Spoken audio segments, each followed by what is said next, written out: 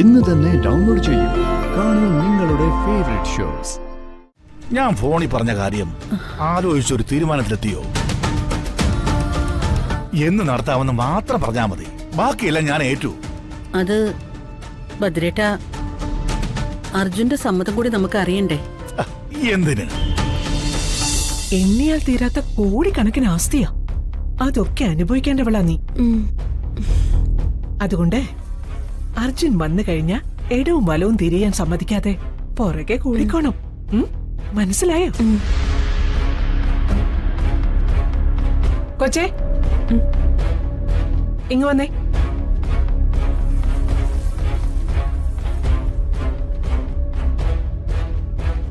നീ ഈ വീട്ടിൽ തന്നെയാണോ പൊറുതി? അല്ല, ഞാനും അമ്മയും ഔട്ട് ഹൗസിലാ. ഓഹോ, നിന്റെ അമ്മയുണ്ടോ? നിങ്ങൾ എവിടുത്താരാ? കുറച്ചു ദൂരെയാ. എവിടെയുള്ളതാണെങ്കിലും അടങ്ങി ഒതുങ്ങി നിന്നോണം കേട്ടോ. നിന്നെ കണ്ടിട്ടൊരു ജോലിക്കാരുടെ ലുക്കൊന്നും ഇല്ലല്ലോ. പിന്നെ ആമ്പിള്ളേരൊക്കെയുള്ള വീടാ. എപ്പോഴും ഇതിനകത്ത് കൂടിയുള്ള കറക്കമൊന്നും വേണ്ട. മനസ്സിലായോ? നീ ചെന്നേ എനിക്ക് നല്ലൊരു ജ്യൂസ് ഉണ്ടാക്കി കൊണ്ടുവാ. തണുപ്പ് മധുരമൊക്കെ കുറച്ചു മതിയേ. എന്ത് ജ്യൂസാ? പൈനാപ്പിൾ തന്നെ ആയിക്കോട്ടെ. മോളെ, നിനക്ക് വേണോ? വേണ്ട. അപ്പൊ എനിക്ക് മാത്രം മതി. വേഗം പോയി കൊണ്ടുവാ. ജ്യൂസ് വേണം പോലും.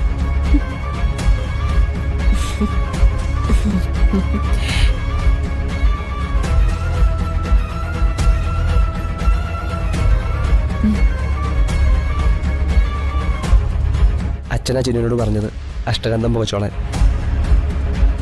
ഇത്രയും പ്രശ്നമാകുന്ന അച്ഛനും കരുതി കാണില്ല. ഈ വീട്ടിൽ ആണുങ്ങളുള്ളതിന് ഞാനെന്ത് വേണം?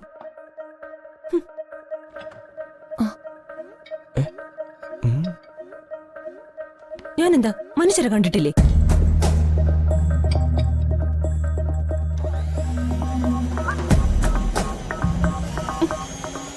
ഇവിടെ ഉള്ളതിനെ കൊണ്ട് തന്നെ സഹിക്കാൻ വയ്യ.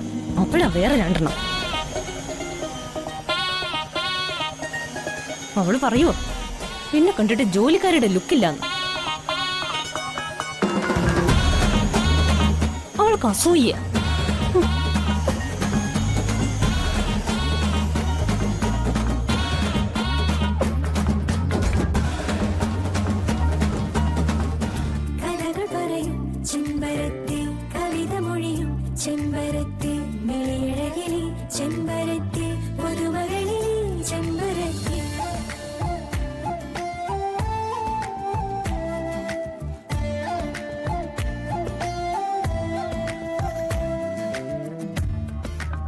ആ തള്ളയ്ക്ക് ജ്യൂസ് വേണമായിട്ടൊന്നുമല്ല, എന്നെ കൊണ്ട് പണിയെടുപ്പിക്കണം അത്ര തന്നെ.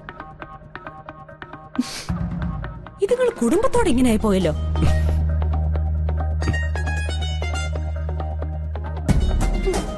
ജ്യൂസ് ഊച്ചു.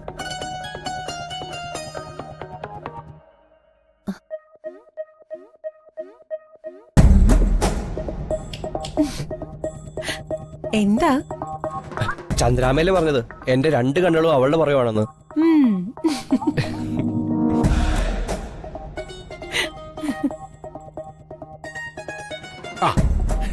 ഇതടാ, കണ്ണുകൾ പോലും ദാനം കൊടുക്കുന്നുണ്ടോ നീ?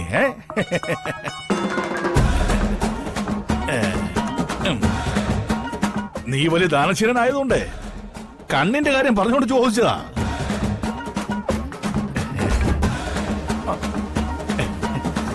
രാത്രി തിന്നാൻ ചപ്പാത്തിയാണോ ചന്ദ്രലേഖ?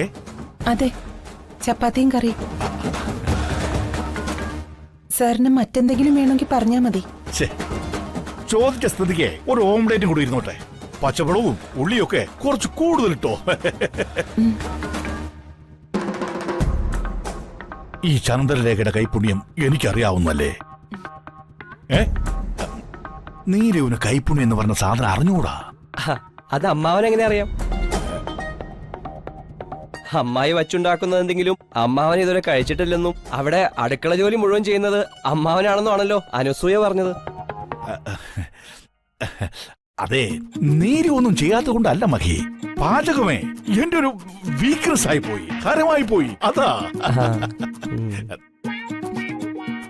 എന്റെ കൈ കൊണ്ട് ഉണ്ടാക്കിയാലേ നീരു മോളും കഴിക്കൂ. അവർക്കേ അത് വലിയ ഇഷ്ടമാ. അല്ല, കുഞ്ഞോളവിടെ? അമ്മ മോളിലുണ്ട്. ഓ, എനിക്ക് അവളോടൊന്ന് സംസാരിക്കാനുണ്ട്. അല്ല, ഞാൻ മോളിൽ കാണും. ആരാവും വിളിച്ചാ മതി.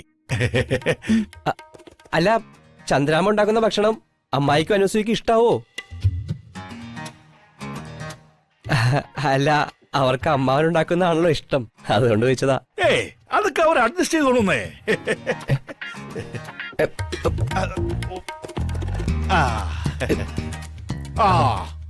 ചന്ദ്രലേഖേ, ഓംലെറ്റിന്റെ കാര്യം മറക്കണ്ട. ഉള്ളിയും മുളകും ഒക്കെ കുറച്ച് കൂടുതലിട്ടോ.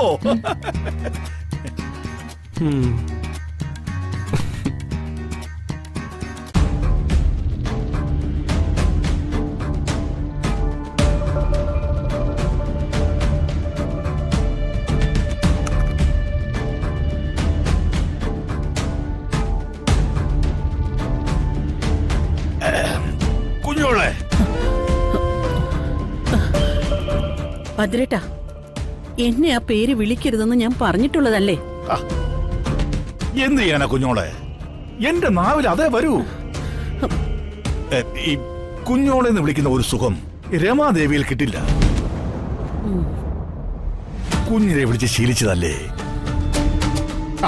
അതുപോട്ടെ, ഞാൻ ഫോണിൽ പറഞ്ഞ കാര്യം ആലോചിച്ചൊരു തീരുമാനത്തിലെത്തിയോ?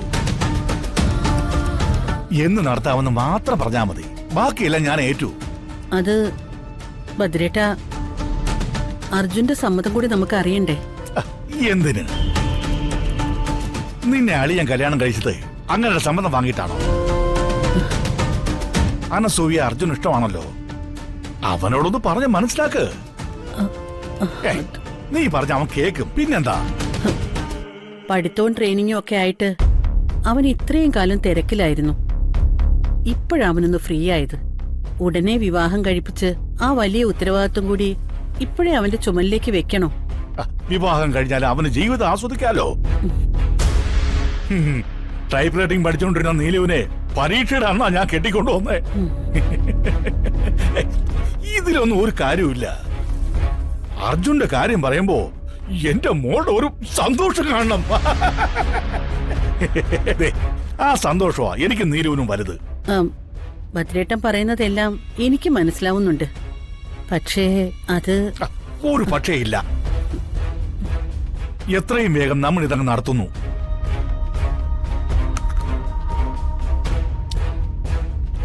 ഇത് കൊള്ളാല്ലേ? ഇത് എവിടുന്നാ വാങ്ങിയേ?